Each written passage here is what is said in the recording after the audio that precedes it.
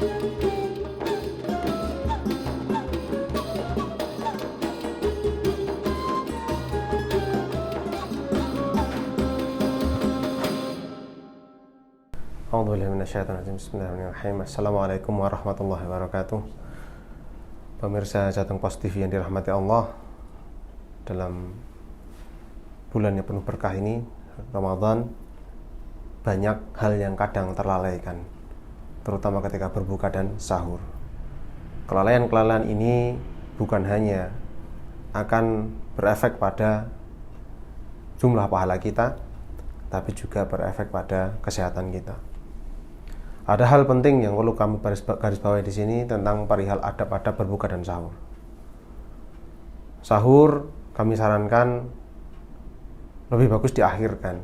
Kenapa diakhirkan?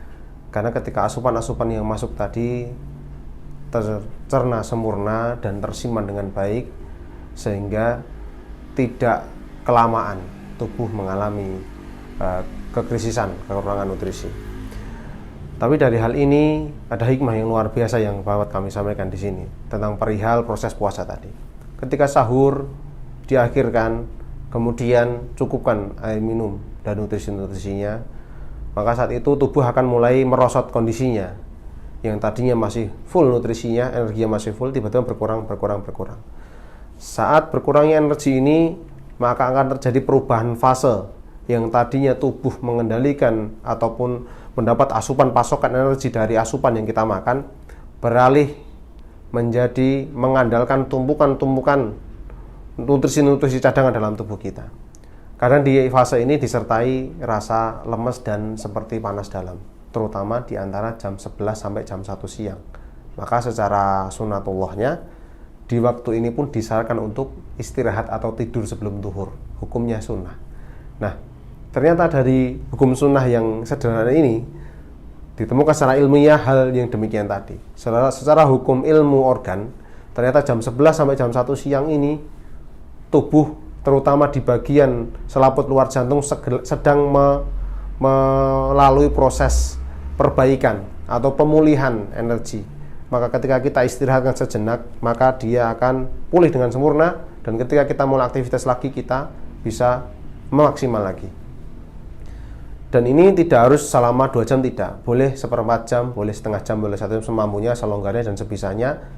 Tidak harus tidur terlelap, enggak. Cukup rebahan saja, yang penting kondisi tubuh stabil.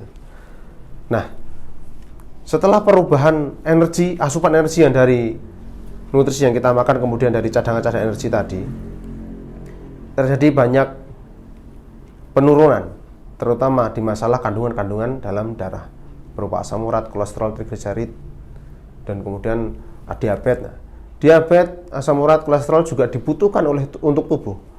Kolesterol bisa dibutuhkan untuk perminyakan dalam tubuh kita.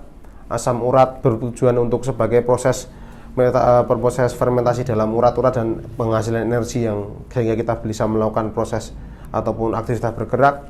Sedangkan diabetes sebagai sumber kalori atau energi dalam tubuh kita yang kemudian aktivitas kita juga bertenaga.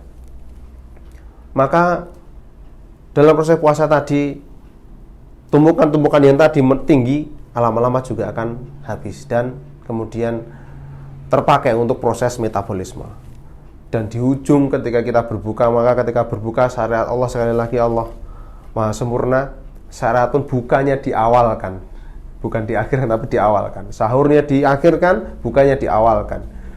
Nah, kemudian berikan asupan-asupan yang cukup. Untuk asupan-asupan yang terbaik, salah satu dari beberapa riset tabib-tabib senior kami dan guru-guru kami, air kelapa muda, air nabes, rendaman kurma, ya. Air putih 1 gelas, kurmanya 3 atau 5 butir, dia rendam selama 8 atau 10 jam, minum. Air kelapa muda yang kelamut, bukan yang terlalu banyak daging tapi yang kelamut, atau boleh tanpa daging tapi bagus yang kelamut. Itu enzim energi yang berfungsi untuk menyapu semua kotoran-kotoran sisa metabolisme tadi. Dan air nabis atau air rendaman kurma tadi berfungsi untuk melengkapi elektrolit tubuh sehingga tubuh kembali fit. Dan ketika kita mau melaksanakan sholat tarawih, kita dalam kondisi yang sempurna. Walaupun 11 rakaat, 23 rakaat, tidak, insya Allah tidak ada masalah dan akan semakin sehat. Selain itu juga akan melatih jantung kita. Tapi dalam Berbuka pun kita tidak boleh lalai. Jangan makan terlalu kenyang yang kemudian menjadi begah atau sesek. Karena lambung menekan jantung. Lambung di sini, jantung juga di dekat di area rongga dada. Ini akan menekan. Maka timbul rasa begah, susah gerak. Kadang sebagian ada yang pusing, bahkan mungkin sampai muntah karena saking kenyangnya. Hindari hal ini karena Allah pun langsung berikan kisos balasan langsung kepada kita, yaitu berupa rasa-rasa tidak nyaman tadi. Dan tidak menutup kemungkinan sholat tarawih pun akan kita jalankan dengan berat hati. Maka sebagai pengingat diri kami pribadi dan juga pemirsa Jateng Pos TV, yuk kita perbaiki adab kita. Dari terbentuknya adab yang baik akan tercipta akhlak yang mulia dan kemudian terimplementasi dalam sebuah kehidupan yang harmonis. Semoga ini menjadi sebuah peringatan, ini sebagai sebuah pendidikan dan sebuah keilmuan yang dapat membentuk kesehatan kita atas rahmat berupa syariat puasa ini dengan lebih baik lagi. Kenyataannya puasa ini ajaib dan banyak hal yang tidak serta-merta terjelaskan secara ilmiah yang nyatanya itu bisa meningkatkan kesehatan. Satu lagi yang mungkin bisa menjadi sebuah keilmuan. Ternyata berpuasa juga akan meningkatkan daya konsentrasi. Jadi untuk pemirsa Jateng Pos TV yang mungkin kadang kehilangan konsentrasi atau tiba-tiba ngeblank, sempurnakan puasanya. Insya Allah di hari fitri nanti konsentrasinya akan bertambah dan kemudian akan meningkat sistem kemampuan otaknya. Bismillah dengan izin Allah. Demikian yang dapat kami sampaikan, semoga menjadi sebuah keberkahan dan rahmat. Semoga senantiasa dalam perlindungan Allah Subhanahu wa taala. Barakallahu fiik. Assalamualaikum warahmatullahi wabarakatuh.